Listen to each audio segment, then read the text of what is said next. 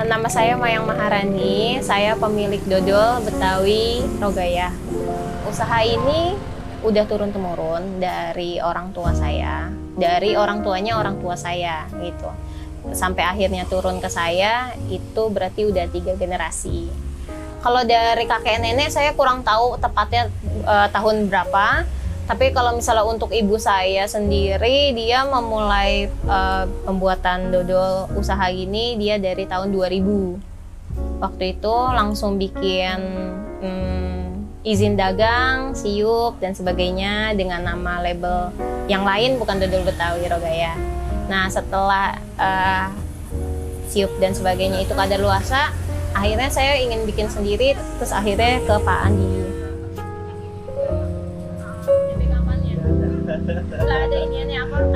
Dodol ini saya bikin masih pakai resep dari orang tua saya, asli dari ibu saya, misalnya pakai ketan murni, nggak dicampur apapun, pakai gula merah murni, pakai gula putih murni, bukan pakai yang bukan yang pakai buatan. Atau untuk kayak yang dodol lainnya kayak yang ketan hitam ya pakai ketan hitam. Kalau yang durian ya pakai durian murni, bukan pakai essence gitu. Dan kita juga nggak pakai bahan pengawet. Makanya saya selalu bilang ke customer saya untuk ketahanan ini hanya 1 bulan. Itu kurang lebih. Jadi pengawet hanya dari kematangan si dodolnya aja. Tuh. Awal mulanya orang tua saya itu cuman bikin produk. Kalau misalnya yang dari kakek saya itu ada produknya pakai besek yang besar ini. Dia beratnya 1 kilo 6 ons dan sama gulungan yang ukuran segini tapi yang berat 500 gram. Nah, karena makin kesini sepertinya itu sangat berat gitu kan. Jadi kita berusaha untuk mengimbangi zaman dan biar lebih efisien aja. Jadi saya perkecil, ada yang ukuran 1 kilo yang segini. Sama dia masih pakai keranjang juga karena saya selalu berusaha untuk bisa biar tetap ada kultur zaman dulunya. Dia pakai besek keranjang yang ukuran segini juga ada yang 300 gram, ada yang ukuran segini 200 gram, dan ada yang ukuran segini yang bisa lebih efisien untuk dibawa kemana aja, bisa dimakan di mana aja tanpa harus belepotan, lengket, dan sebagainya. Jadi misalnya kayak orang-orang pengen makan di mobil, di piknik, atau kita lagi jalan-jalan kemana-mana gitu, mau makan, males makan dodol lengket gitu kan. Nah kalau misalnya ini nggak perlu ribet, jadinya karena dia udah ada plastiknya masing-masing, kita kayak makan permen. Jadi sekali makan langsung habis. Dodol Betawi Rogaya juga bikin hampers juga untuk misalnya kayak dibawa pulang kampung atau untuk bagi-bagi saudara di rumah tetangga gitu. Ini ada ukuran kardusnya yang bisa masuk ke dalam. Kalau misalnya mau dipakein keranjang bisa ukuran 1 kilo, tapi kalau misalnya mau pakai yang gulungan juga bisa, kayak gini diisi 5 atau 10 bisa. Kalau misalnya yang kayak gini bisa juga diisi 5 atau 10 bisa muat. Jadi tergantung kemauannya aja maunya kayak gimana. Bisa nanti kita akalin.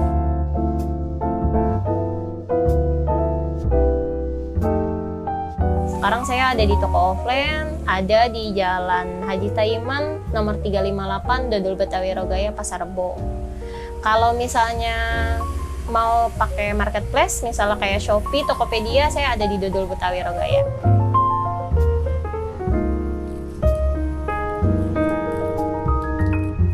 Selama ini saya aman-aman aja, alhamdulillah. Bisa sampai Papua, bisa sampai Sulawesi, Kalimantan, sampai ke Sumatera juga pernah gitu. Dan mereka yang nyampe ke sana juga alhamdulillah rating dan selalu puas sama barangnya. Tuh. Cuman paling untuk kekurangan saya karena ini belum ada bahan pengawetnya, jadi ketika ada customer saya yang mau kirim ke luar negeri, itu jadinya pas nyampe sana udah kurang baik kondisinya karena tersekap lama di dalam kargo dan pengiriman dalam 1 bulan gitu. Sebelumnya kan cuman kayak merek yang kita biasa pakai iseng doang gitu kan. Cuman kayak ini dodol Betawi Rogaya, dodol Betawi Rogaya. Tapi kan untuk di Hakinya juga belum terdaftar waktu itu. Untuk halal juga masih pakai logo halal yang lama. Terus untuk SNI juga sejujurnya ini SNI itu di luar, maksudnya kayak di otak saya tuh cuman kayak halal doang kayaknya cukup gitu kan. Tapi kalau misalnya ada SNI-nya kan lebih baik gitu. Jadi orang juga sepertinya melihat, wah ini udah terpercaya karena ada Jikprenernya, ada halalnya, ada logo SNI-nya juga gitu. Tadi sih Kak Rida mintanya pakai sih. Tapi saya masih mencari cara sih untuk kayak ketahanan dodol itu kan estimasi saya cuma 1 bulan. Dan kelembekannya dia ini kan dodol lah makin lama makin keras kan. Saya mau nyari tahu gimana caranya biar dodol bisa lembek lebih lama lagi. Jadi kalaupun dikirim atau misalnya saya jadi distributor supply ke luar kota, jadi di sana juga di tempat penjualannya di toko-tokonya masih tetap lembek. Jadi orang makan dodol ini tetap sesuai rasa dodol yang masih lembek, lembut dan enak. Ini PR untuk saya untuk bisa bikin brandingan diri sendiri, untuk brandingan barangnya juga biar bisa lebih dikenal oleh orang-orang masyarakat luas se-Indonesia.